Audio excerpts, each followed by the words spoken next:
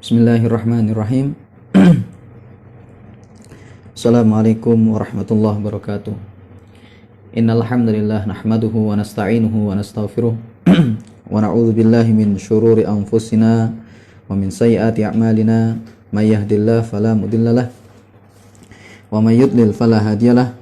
Asyhadu an la ilaha illallah wahdahu la syarikalah wa asyhadu anna Muhammadan 'abduhu wa rasuluh. Qala ya ayyuhalladzina amanu taqullaha haqqa tuqatih wa la tamutunna illa amun. Amma ba'd, fa inna asdaqal hadithi kitabullah wa khairal huda huda Muhammadin sallallahu alaihi wasallam wa syarral umuri muhdatsat bid'ah wa kullu bid'atin dhalalah wa kullu dhalalatin finnar. Kita lanjutkan pembahasan kita, yakni kitab Al-Adab Al-Mufrad karya Al-Imam Al-Bukhari rahimahullah. Kita masih membahas tentang birrul aqrabi fal aqrab, ya. Jadi kita masih tentang berbuat baik atau berbakti kepada karib kerabat terdekat, ya. Lalu yang terdekat berikutnya, lalu yang berikutnya. Kita telah sampaikan jemaah sekalian hadis yang ke-60, ya. Kemudian kita sampaikan hadis yang ke-61, ya. Dan insyaallah pada kesempatan ini kita akan menyampaikan hadis yang ke-62. Baik. Di hadis yang ke-60 yang telah kita baca, yaitu hadis dari Miqdam bin Ma'di Karib, bahwasanya dia mendengar Rasulullah sallallahu alaihi wasallam bersabda, "Innallaha yusikum bi ummahatikum, tsumma yusikum bi ummahatikum, tsumma yusikum bi abaikum, tsumma yusikum bil aqrabi fal aqrabi." Sesungguhnya Allah mewasiatkan kepada kalian, ya, dengan atau terhadap ibu-ibu kalian, yakni agar kalian itu berbuat baik kepada ibu-ibu kalian. Kemudian Allah berwasiat kepada kalian, ya, agar kalian berbuat baik kepada ibu-ibu kalian. Kemudian Allah berwasiat kepada kalian agar kalian berbuat baik kepada ayah-ayah kalian. Tsumma yusikum bil aqrabi fal aqrabi. Kemudian Allah mewasiatkan kepada kalian agar akrab, yakni karib kerabat terdekat. Fal akrab, kemudian baru yang berikutnya. Dan jamaah sekalian, dalam hadis ini, ya, seperti yang kita sebutkan, Allah berwasiat kepada manusia agar mereka berbuat baik kepada ibu-ibu mereka. Dan di sini disebutkan sampai 2 kali. Baru kemudian Allah berwasiat agar manusia berbuat baik kepada ayah-ayah mereka. Maka di situ 2 kali. Adapun dalam hadis yang sering kita baca, misalnya yang sering kita sebutkan, bahwasanya seseorang datang kepada Nabi SAW, lantas dia berkata, "Man ahaqqun nasi bihusni sahabati." Dia mengatakan, siapakah orang yang paling berhak untuk aku berbuat baik kepadanya, ya, untuk aku memperbagus pergaulanku dengannya. Qala, maka Nabi SAW mengatakan ummuka, ya, yaitu kepada ibumu. Qala summa man, kemudian orang itu bertanya lagi, ya, summa man, kemudian kepada siapa? Maka Nabi SAW kembali menjawab ummuka, ya. Beliau qala ummuka. Kemudian orang itu bertanya, yakni summa man, kemudian siapa? Maka Nabi SAW menjawab ummuka.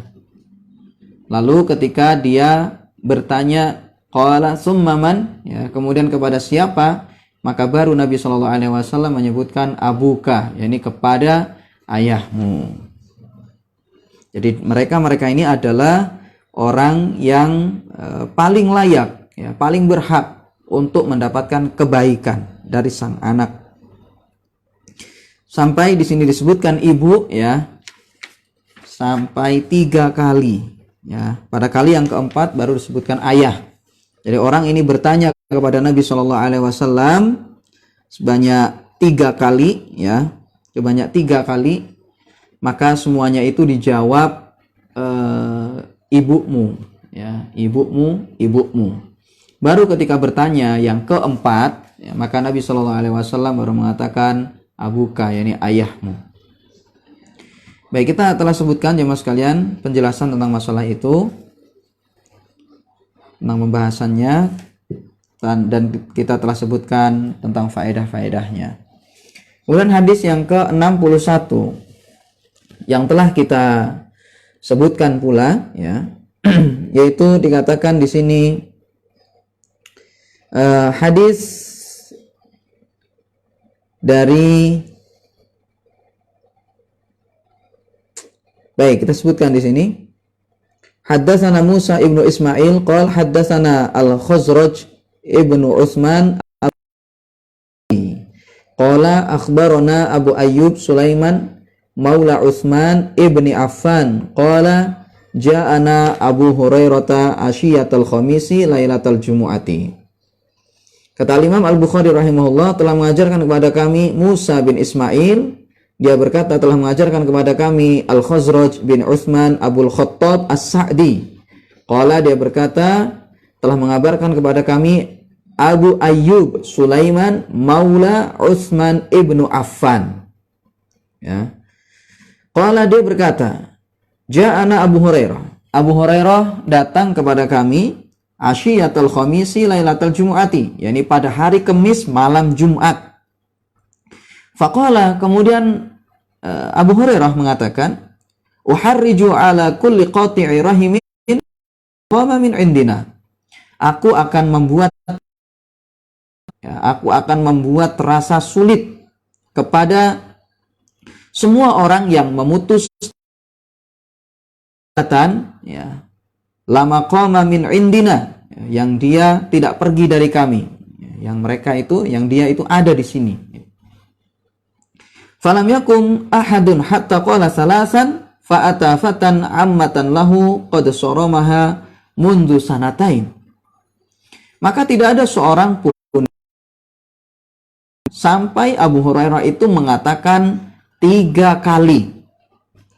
Lalu datanglah fatan, ya, seorang pemuda, ya, ammatan lahu, kepada bibinya, qad saramaha, yang telah dia tinggalkan, ya, yakni tidak menyambung hubungan baik dengan dia, mundu sanataini, sejak 2 tahun lalu, ya, sejak 2 tahun lalu.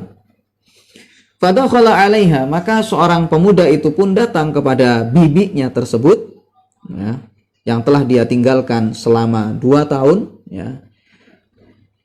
Faqalat, kemudian bibinya itu pun mengatakan, ya, faqalat lahu, ya ibna akhi, ma ja'a bika. Bibinya itu pun mengatakan kepadanya, wahai putra saudaraku, ma ja'a bika, apa yang membuat engkau, ya, datang kemari? Ya, kenapa engkau datang ke sini? Ada apa gerangan? Ya, apa yang mendorongmu untuk datang ke sini? Qala, maka seorang pemuda itu pun mengatakan, sami'tu Abu Hurairah yaqulu kadza wa kadza.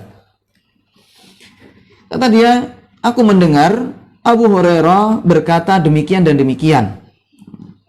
Qalat, maka bibinya itu pun mengatakan, irji ilaihi fasalhu lima qala dzaka. Kata bibinya itu, irji ilaihi, kembalilah kepada Abu Hurairah, fasalhu, ya, lalu bertanyalah kepada dia, lima qala dzaka, kenapa dia mengatakan seperti yang kau ceritakan tadi. Lalu jemaah sekalian, hadis ini disingkat, ya, ini diringkas, ya. Langsung di situ singkatnya, qala sami'tu nabiyya sallallahu alaihi wasallam yaqul. Ini Abu Hurairah mengatakan, saya mendengar Nabi sallallahu alaihi wasallam bersabda. Ya. Sebelumnya saya sebutkan di situ qala, yani yang berkata di sini adalah seorang pemuda tadi. Nah, namun yang tepat, yang benar adalah yang berkata di sini adalah Abu Hurairah. Jadi hadis ini disingkat ya, diringkas. Kata Abu Hurairah, sami'tu Nabiyya sallallahu alaihi wasallam yaqul, aku mendengar Nabi sallallahu alaihi wasallam bersabda, "Inna a'mala bani Adam tu'radu 'ala Allah tabaraka wa ta'ala 'ashiyata kulli khamisin lailatal jumu'ati fala yaqbalu 'amala qati'i rahimin." Kata Nabi sallallahu alaihi wasallam, sesungguhnya amalan-amalan Bani Adam itu dipaparkan, ditampakkan di hadapan Allah tabaraka wa ta'ala pada hari Kamis malam Jumat. Ya, ditampakkan kepada Allah Subhanahu wa taala semua amalan manusia. Fala yaqbalu amala qati'i rahimin, maka Allah tidaklah menerima amalan semua orang yang memutus tali kekerabatannya. Sehingga jemaah sekalian, ini menunjukkan betapa berbahayanya ya memutus tali persaudaraan wa ta'ala ya, amalan semua orang yang memutus tali kekerabatan. Baik, meskipun amalannya itu sah untuk menggugurkan kewajibannya, ya, misalnya dia mengerjakan sholat 5 waktu misalnya, sholatnya tetap sah, akan tetapi tidak berpahala. Yani Allah Subhanahu wa taala menolak amalannya tersebut. Ya, meskipun sah namun tidak diterima oleh Allah. Baik, kita telah sebutkan masalah itu jemaah sekalian. Kemudian kita masuk pada hadis yang ke-62.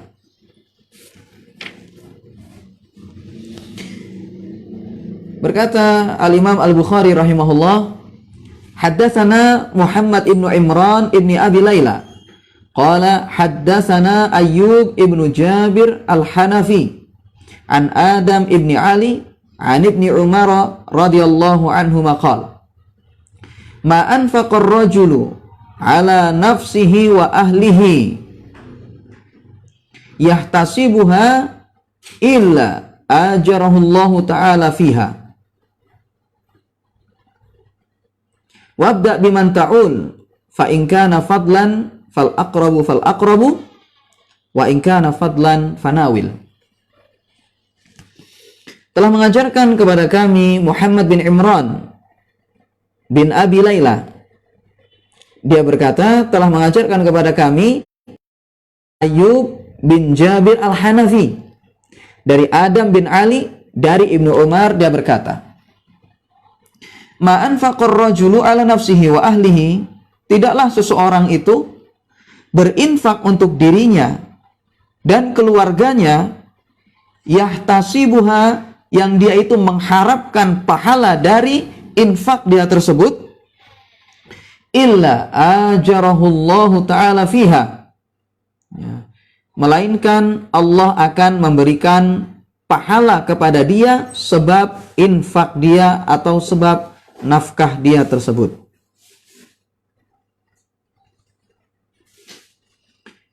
Wabda biman ta'ul. Lalu Ibnu Umar mengatakan wabda biman ta'ul, dan mulailah dari orang yang kamu tanggung nafkahnya. Fa in kana fadlan fal aqrabu. Apabila lebih, fal aqraba al aqraba. Fa in kana fadlan fal aqraba al aqraba. Apabila lebih, maka berinfaklah, nafkahkan hartamu kepada kerabatmu yang terdekat, lalu yang terdekat, yang berikutnya. Wa in kana fadlan fanawil. Apabila lebih, ya, masih bisa berinfak lagi, fanawil, maka nawil. Nawil di sini maksudnya adalah manfaatkan untuk memberikan siapapun, ya, memberikan kepada siapapun yang diinginkan. Saya jemaah sekalian, di dalam hadis ini dijelaskan bahwasanya hendaknya seseorang ketika dia itu berinfak, ketika dia itu mensedekahkan membelanjakan hartanya nafkah, ya, maka hendaknya dia mendahului atau mendahulukan dirinya awalnya. Jadi kalau seandainya dia memiliki harta, ya, untuk dia nafkahkan kepada orang-orang yang memang harus dinafkahi, maka disebutkan di sini hendaknya seseorang itu, ya, menafkahkan hartanya tersebut, yakni untuk dirinya sendiri. Ini yang pertama. Wa ahlihi, dan juga kepada keluarganya sebelum yang lain-lain. Ya, jadi kepada dirinya dan juga kepada keluarganya sebelum yang lain-lain. Lalu dikatakan di sini yahtasibuha, yang kalau seandainya dia itu mengharapkan pahala kepada Allah Subhanahu wa taala, maka dikatakan di sini ajarahullahu taala fiha, maka Allah akan memberikan pahala kepada dia sebab nafkahnya tersebut. Wabda biman ta'ul, lalu, ya, mulailah kepada orang-orang yang ditanggung nafkahnya terlebih dahulu, ya. Jadi misalnya seseorang memiliki beberapa orang yang dia tanggung nafkahnya, maka sebelum dia berinfak kepada yang lain-lain, sebelum dia memberikan nafkahnya kepada yang lain-lain, maka dahulukanlah kepada orang-orang yang dia tanggung nafkahnya terlebih dahulu sebelum yang lainnya. Kalau seandainya lebih dari harta yang dimiliki, ya, kalau seandainya lebih dari harta yang dia miliki, maka berikanlah kepada al-aqraba, yakni kepada karib kerabat terdekat berikutnya.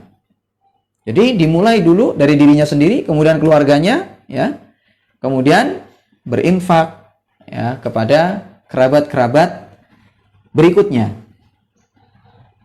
Ini kerabat-kerabat yang terdekat terlebih dahulu.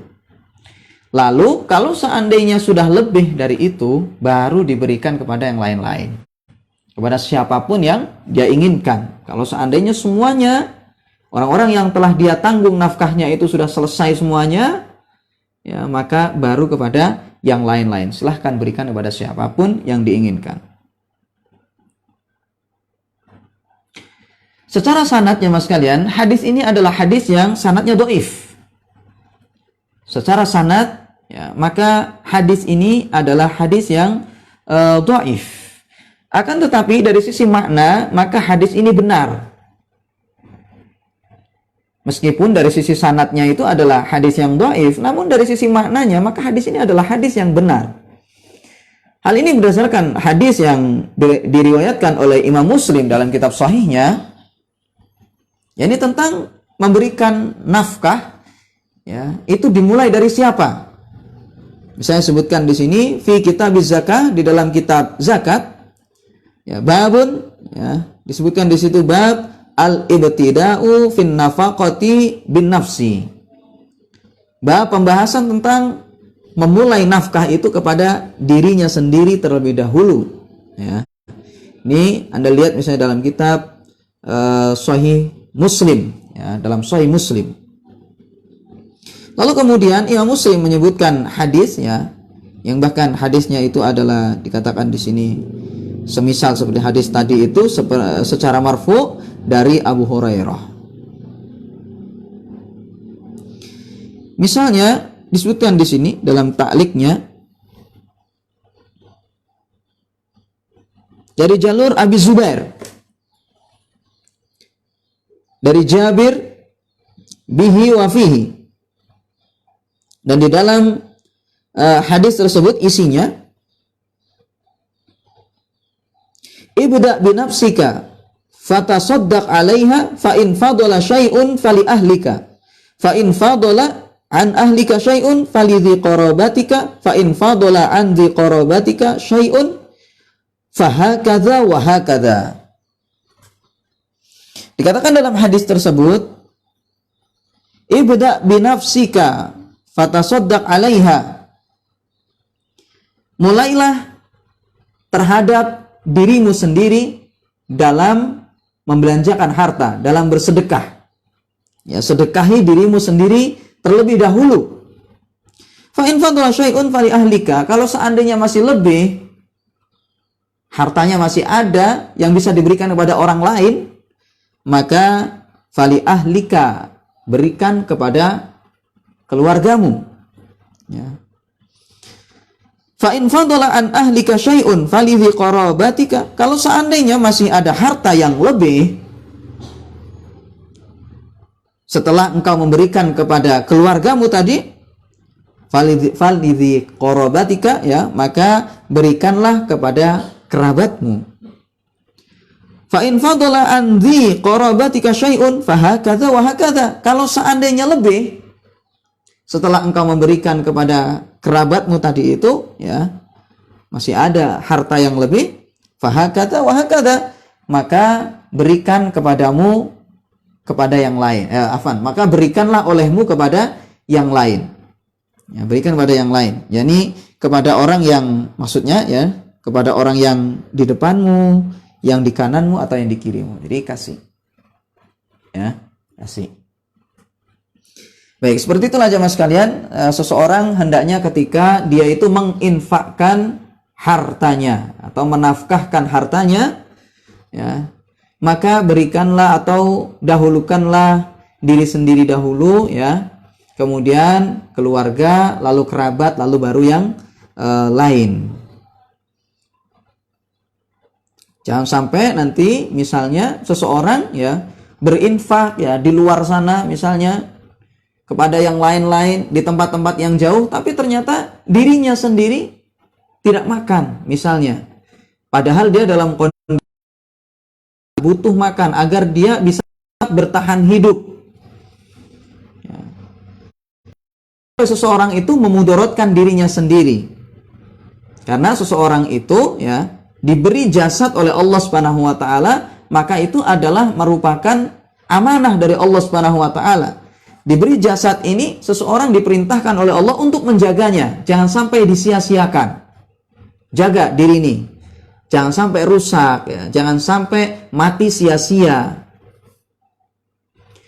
Kalau seandainya seseorang dia telah terpenuhi haknya, yakni dia sudah bisa makan, ya, dia bisa menegakkan tulang punggungnya, maka baru dia berikan kepada yang lain.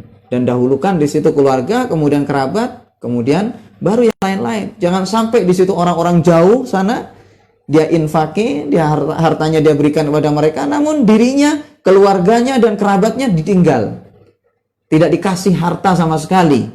Maka ini adalah kurang tepat.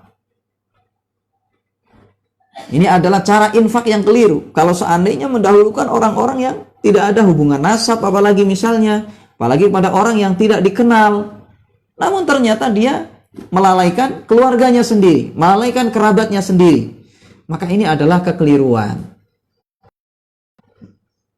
Mulai dulu kepada diri sendiri agar tetap bisa beribadah kepada Allah, agar bisa membantu yang lain. Setelah itu, ya, baru kemudian habis itu yang lain, keluarga, kemudian kerabat, lalu baru yang lain-lain.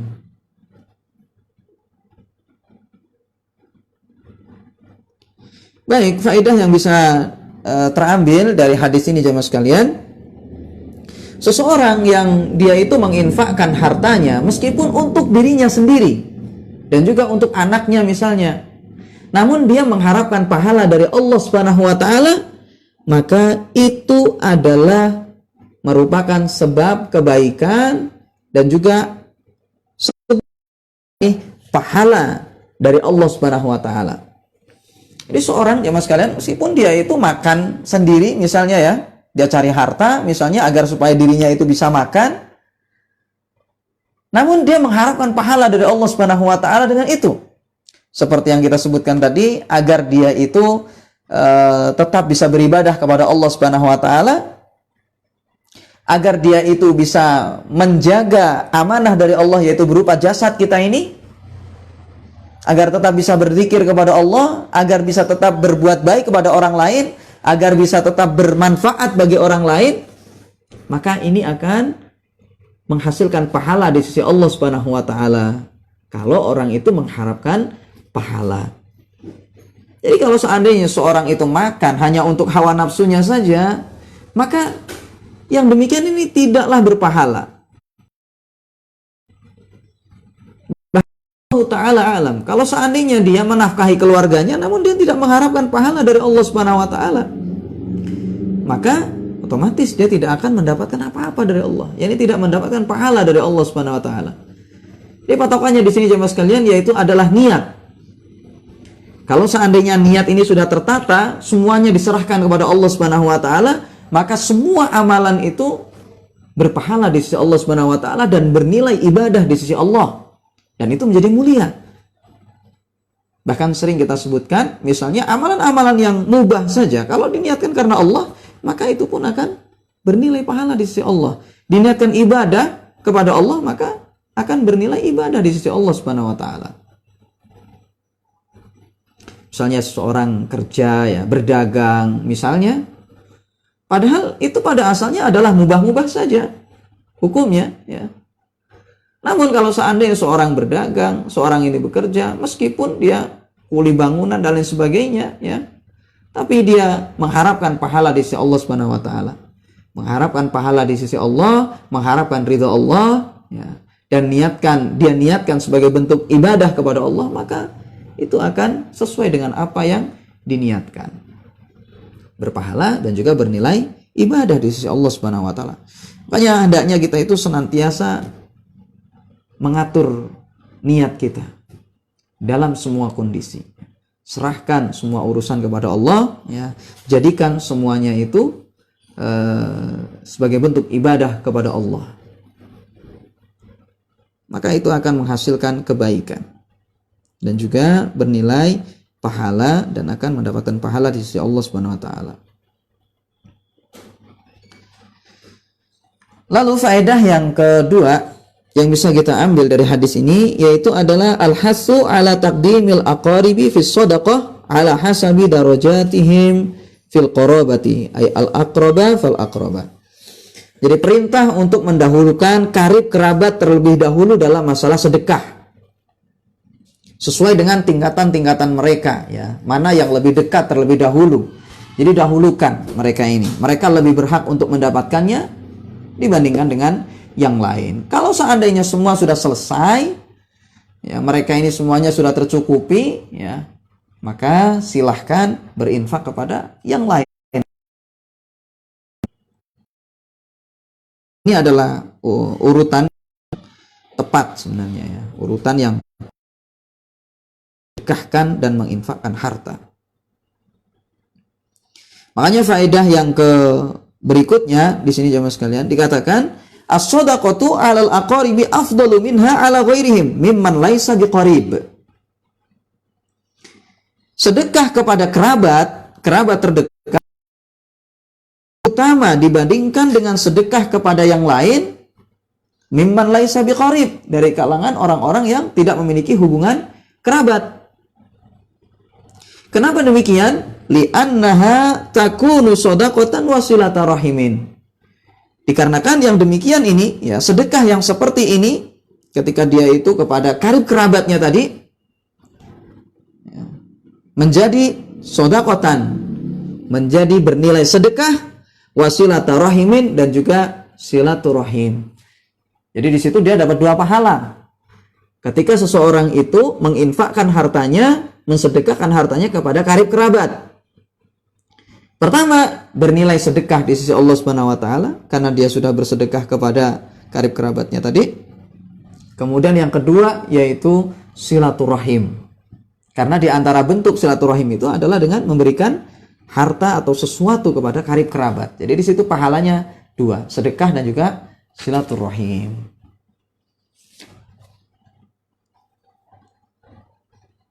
Jadi kalau seandainya sudah selesai kepada karib kerabat, baru yang lain. Ya, hendaknya demikian. Dan ini adalah tentu yang lebih utama. Ya, tentu ini adalah yang paling utama dalam bersedekah.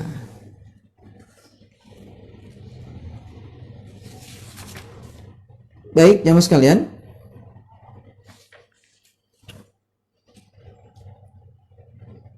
Kita masuk pada bab berikutnya. Berkata Imam Al-Bukhari rahimahullah, babun la tanzilur rahmatu ala qaumin fihim qati'u rahimin. Bab pembahasan tentang la tanzilu ar-rahmatu, rahmat tidaklah turun ala qaumin pada fihim qati'u rahimin, yang di tengah-tengah kaum tersebut terdapat orang yang memutus tali kekerabatan. Maka rahmat di situ tidak turun kepada mereka. Rahmat tidaklah turun kepada suatu kaum, ya, suatu kaum yang di tengah-tengah mereka itu ada orang yang memutus tali kekerabatan. Berkata Al-Imam Al-Bukhari rahimahullah pada hadis yang ke-63. Kata beliau, haddatsana Ubaidullah ibnu Musa qala akhbarana Sulaiman Abu Idam, ya, Abu Idam qala sami'tu Abdullah ibn Abi Aufa yaqulu 'anin Nabi sallallahu alaihi wasallam, innar rahmata la tanzilu ala qaumin fihim qati'u rahimin. Kata Imam Al-Bukhari rahimahullah telah mengajarkan kepada kami Ubaidullah bin Musa. Dia berkata telah mengabarkan kepada kami Sulaiman Abu Idam. Dia berkata saya mendengar Abdullah bin Abi Aufa. Dia berkata, yaqul sallallahu alaihi wasallam, ya, dari Nabi sallallahu alaihi wasallam. Ya, dia berkata dari Nabi sallallahu alaihi wasallam, innar rahmata la tanzilu ala qaumin fihim qati'u rahimin. Ya. Innar rahmata la tanzilu ala qaumin fihim qati'u rahimin. Sesungguhnya rahmat itu tidaklah turun kepada kaum yang di tengah-tengah mereka itu ada orang yang memutus tali.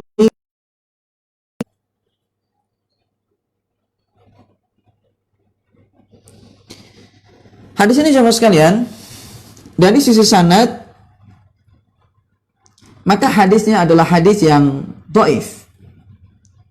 Dari sisi sanadnya, ya, silsilahnya, maka hadis ini adalah hadis yang dhaif, hadis yang lemah.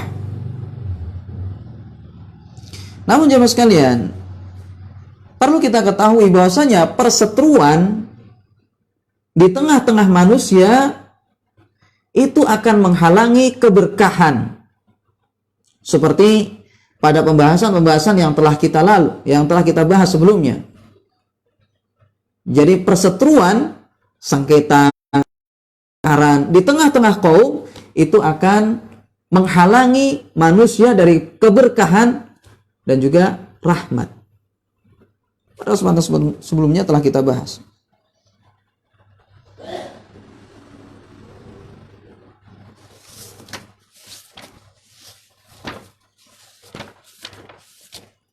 Seperti misalnya dalam suatu hadis disebutkan bahwasanya Nabi kita Shallallahu Alaihi Wasallam mendapatkan kabar tentang malam Lailatul Qadar. Misalnya dalam hadis Anas, ya, dia berkata telah mengabarkan kepada kami Ubadah bin Samit, anna Rasulullah sallallahu alaihi wasallam kharaja yukhbiru bi Lailatul Qadri. Rasulullah sallallahu alaihi wasallam dahulu keluar pada malam Lailatul Qadar. Fatalaha rajulani minal muslimin. Kemudian dua orang ini berseteru.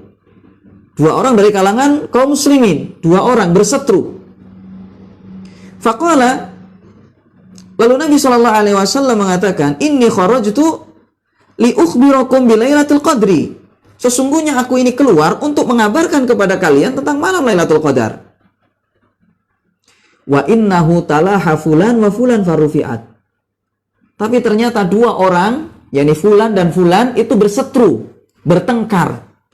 Farufi'at, maka akhirnya aku dibuat lupa terhadap malam Lailatul Qadar itu letaknya kapan.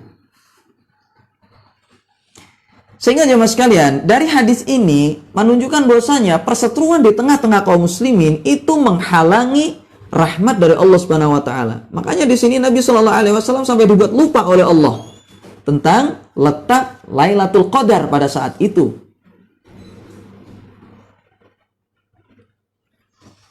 Makanya Qadhi Iyad beliau mengatakan, tentang hadis ini. Atau sebenarnya dalam riwayat Muslim dikatakan ma'ahuma syaiton fanasituha. Ya, dalam riwayat Muslim dikatakan ma'ahuma syaiton, pada dua orang yang berseteru tadi itu ada setan, fanasituha, sehingga aku pun lupa terhadap malam Lailatul Qadar tadi. Ya, karena pada mereka itu terdapat setan yang berperan. Makanya kata Qadhi Iyad, beliau khosamata mazmumatun wa annabun fil uqubati al-ma'nawiyah ay al-hirman.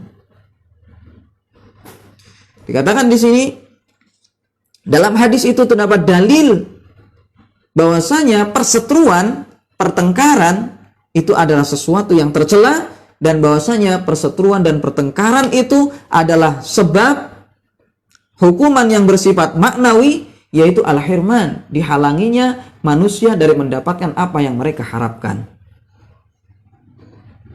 Wafihi, dan di dalam hadis ini menjelaskan annal makana alladhi yahduruhu syaitanu turfa'u minhu al-barakatu wal khair. Yang dihadiri oleh setan, maka akan diangkat dari tempat tersebut al-barakatu wal khair, yakni keberkahan dan kebaikan. Lihat jemaah sekalian, setan berperan tadi itu pada dua orang yang berseteru. Apalagi kalau seandainya yang berseteru itu adalah dua orang yang memiliki hubungan nasab, dua orang yang saling memiliki hubungan kekerabatan, maka otomatis di situ lebih buruk lagi. Dan itu lebih membuat setan berperan di situ, dan lebih membuat manusia, orang-orang yang ada di situ itu terhalangi untuk mendapatkan rahmat Allah Subhanahu wa taala. Terhalangi untuk mendapatkan keberkahan dan berbagai macam kebaikan. Sehingga jemaah sekalian, hadis ini yang telah kita baca dalam kitab ini, meskipun dari sisi sanad memang dhaif, namun dari sisi makna maka hadis ini benar. Ya, hadis ini benar ya, dari sisi maknanya, bahwasanya yang namanya memutus tali kekerabatan itu akan menghalangi manusia dari mendapatkan rahmat Allah Subhanahu wa taala. Nah, untuk masalah rahmat di sini misalnya disebutkan oleh Al-Hafidz Ibnu Hajar ya dalam Fathul Barinya. Katakan di situ bahwasanya rahmat di sini bisa saja bermakna al-matar, yakni hujan. Karena memang hujan itu membawa rahmat, membawa keberkahan.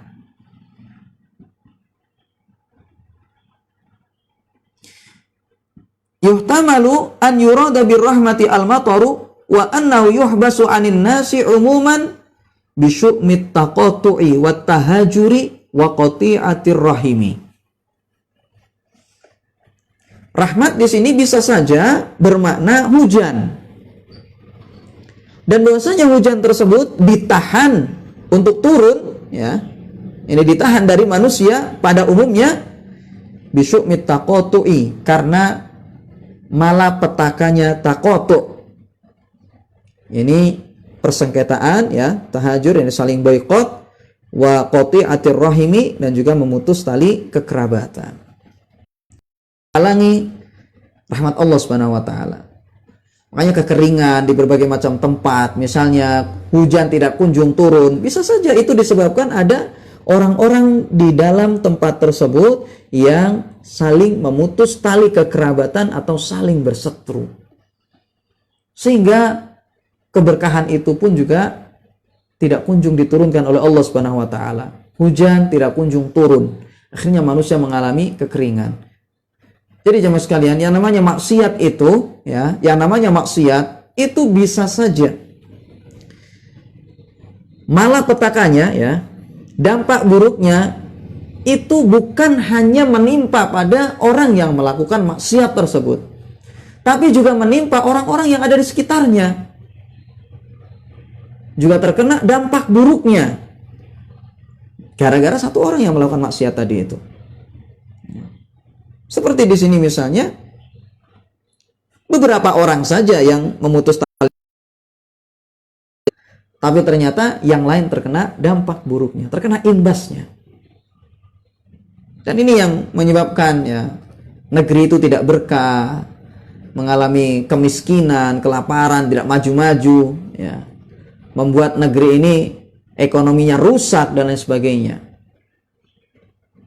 Ya karena memang masyarakatnya mereka tidak menjaga hubungan tali kekerabatan atau melakukan maksiat-maksiat yang lain.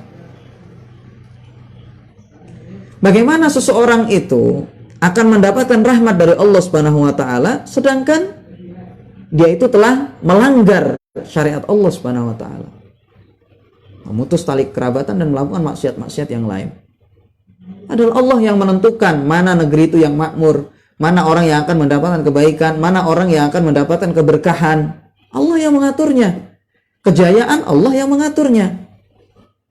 Namun kalau seandainya ternyata manusia bermaksiat kepada Allah, melanggar syariat Allah Subhanahu wa taala, memutus tali persaudaraan, tidak menyambung hubungan baik dengan kerabat atau dengan kaum muslimin yang lain, maka ini potensi ya, naudzubillahi min dzalik, yakni Allah Subhanahu wa taala menahan rahmatnya dari manusia.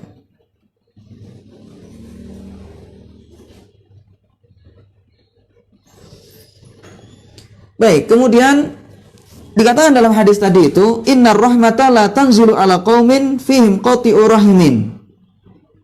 Sesungguhnya rahmat itu tidaklah turun kepada kaum yang di tengah-tengah mereka itu ada orang yang memutus tali kekerabatan. Maka orang-orang di sini jamaah sekalian, bisa saja mereka ini adalah orang-orang yang membantu memutus tali persaudaraan tadi. Jadi di situ orang-orang misalnya ya membantu orang yang memutus tali kekerabatan. Jadi mendukung tahajur tadi itu, mendukung sikap memutus tali persaudaraan. Maka mereka inilah yang terkena ancaman di sini.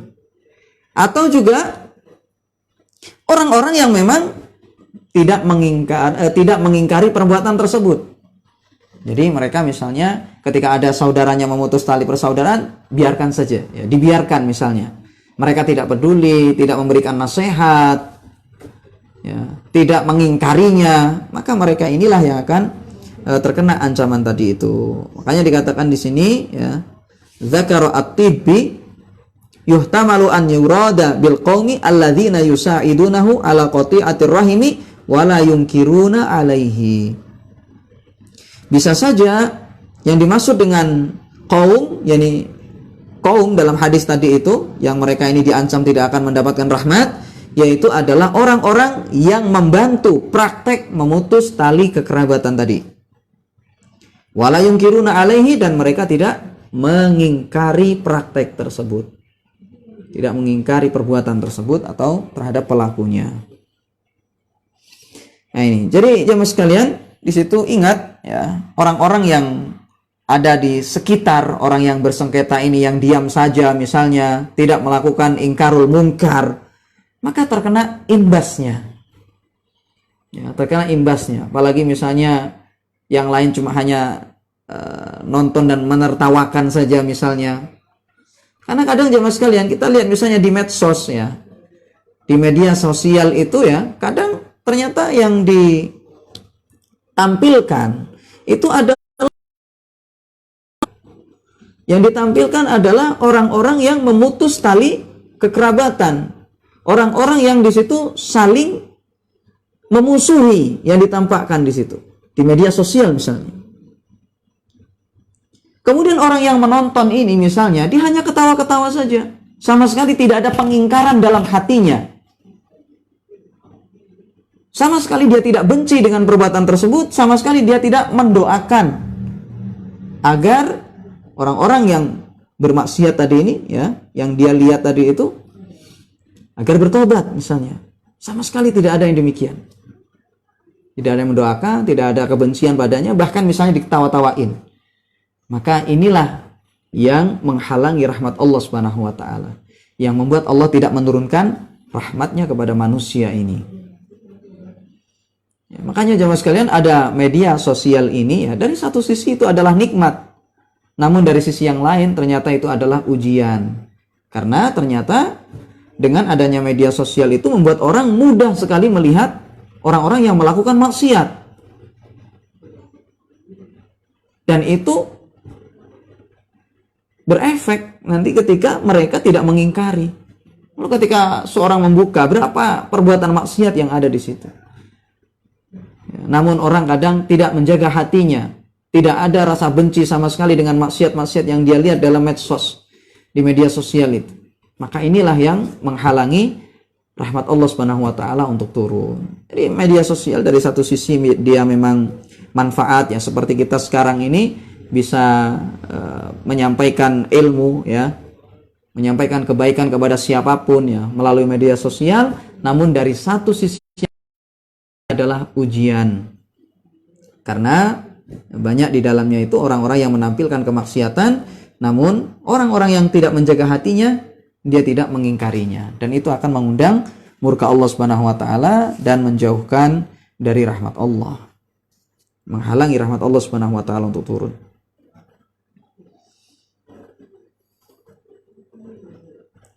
Makanya disebutkan di sini ya, yang faedah yang bisa terambil dari hadis ini, yaitu adamu nuzulir rahmati ala qati'ir rahimi. Yani tidak turunnya rahmat kepada orang yang memutus tali kekerabatan. Kemudian dikatakan di sini qat'ur rahimi yusabbibul jafafa wal jadba wa qat'al arzaqi wa halakal ummati. Memutus tali kekerabatan itu akan menyebabkan kekeringan, ketandusan ya, dan memutus rizki serta rusaknya umat ya. Ini binasanya umat. Ini gara-gara memutus tali kekerabatan. Seorang kalau ingin dia itu rizkinya lancar ya, ingin rizkinya itu baik, berkah ya, cukup ya, maka hendaknya dia menyambung tali kekerabatan. Namun kalau seandainya seorang itu memutus tali kekerabatan, maka itu akan membuat rizkinya itu sempit atau dihalangi dari keberkahan, sehingga ternyata rizkinya itu tidak membuat dia itu semakin semangat dalam beribadah kepada Allah ya misalnya, tapi justru malah membuat dia itu malas untuk beribadah kepada Allah karena rizkinya itu tidak berkah ya, disebabkan misalnya dia ini memutus tali kekerabatan. Dan juga termasuk di sini jemaah sekalian, ingat, yaitu perseteruan ya antara satu muslim dengan muslim yang lain. Ya. Perseteruan antara satu muslim dengan muslim yang lain.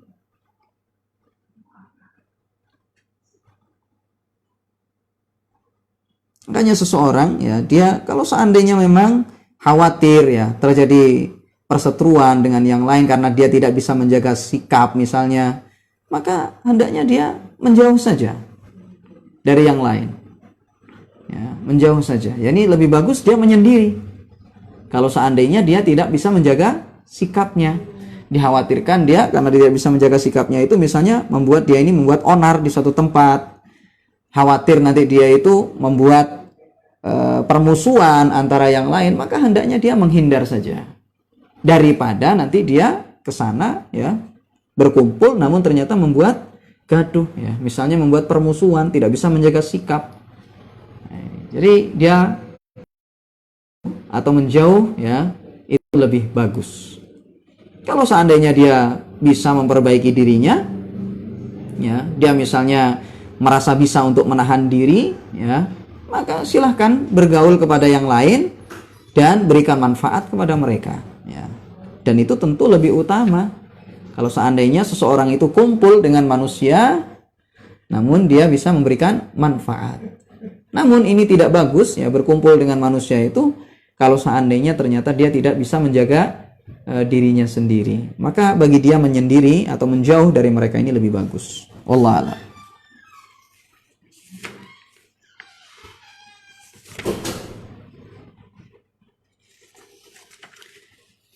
Baik, kita masuk pada bab berikutnya,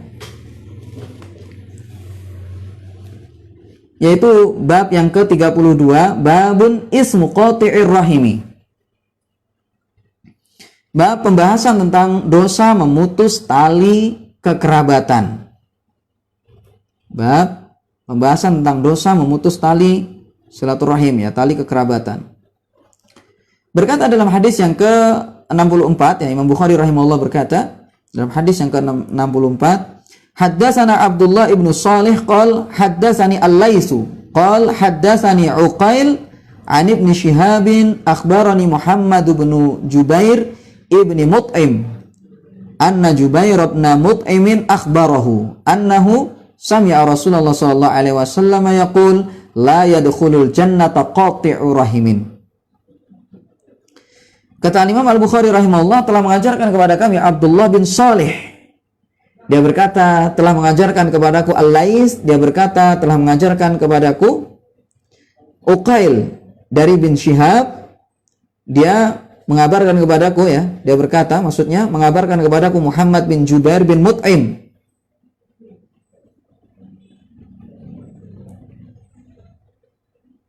Bahwasanya Jubair bin Mut'im, ya, Jubair bin Mut'im mengabarkan kepadanya bahwasanya dia mendengar Rasulullah sallallahu alaihi wasallam bersabda, la yadkhulul jannata qati'u rahimin. Tidak akan masuk ke dalam surga orang yang memutus tali kekerabatan. Baik. Derajat hadis ini jemaah sekalian adalah hadis yang sahih, ya, adalah hadis yang sahih. Dan ini juga diriwayatkan oleh atau disampaikan, dikeluarkan oleh Imam Bukhari dalam kitab sahihnya, ini Sahih Bukhari, dan juga Imam Muslim juga dalam Sahih Muslim, ya, tentunya. Nah, dalam hadis ini jemaah sekalian dijelaskan bahwasanya orang yang memutus tali kekerabatan dia tidak akan masuk ke dalam surga. Maka ulama menjelaskan bahwasanya kalau seandainya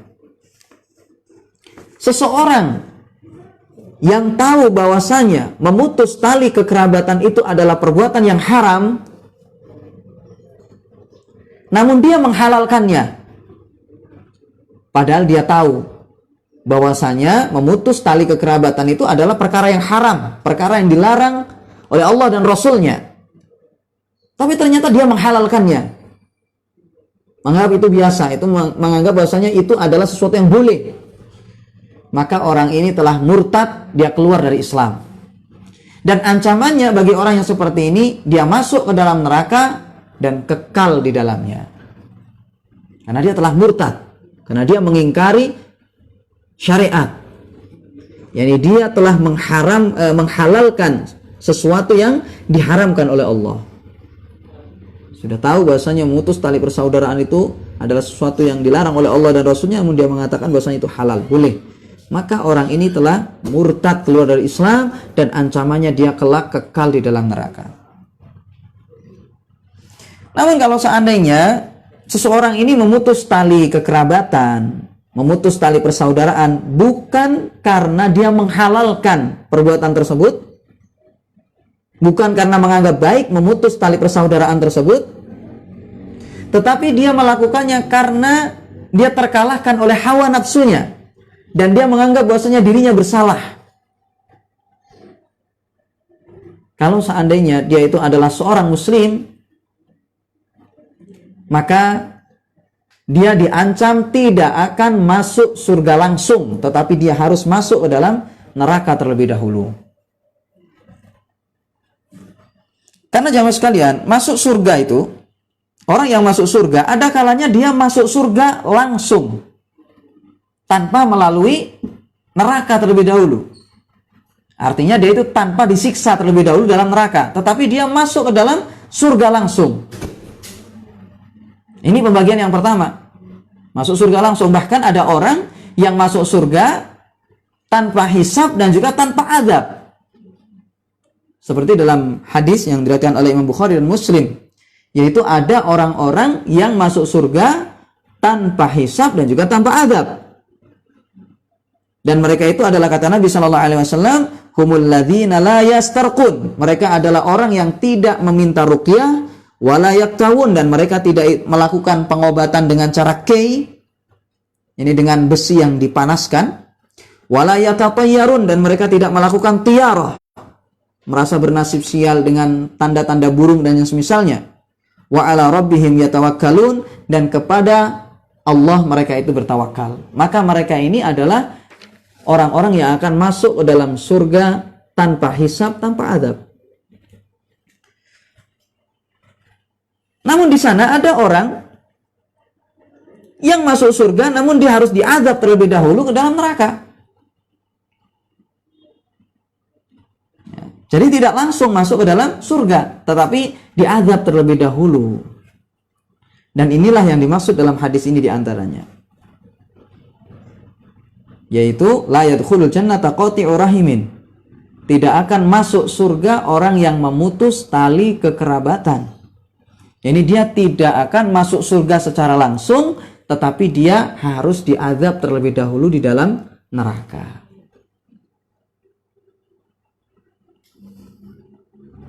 Baik, jemaah sekalian. Jadi ini yang bisa kita sampaikan pada kesempatan ini karena waktu sudah habis ya. Baik, wallahu taala alam ya. Kita cukupkan sampai di sini dulu ya. Karena waktu sudah habis, mau masuk maghrib ya. Akhiri wallahu taala alam. Wa sallallahu ala nabiyina Muhammad wa ala alihi washabbihi wasallam. Subhanakallahumma wa bihamdika asyhadu an la ilaha illa anta astaghfiruka wa atubu ilaik. Assalamualaikum warahmatullahi wabarakatuh.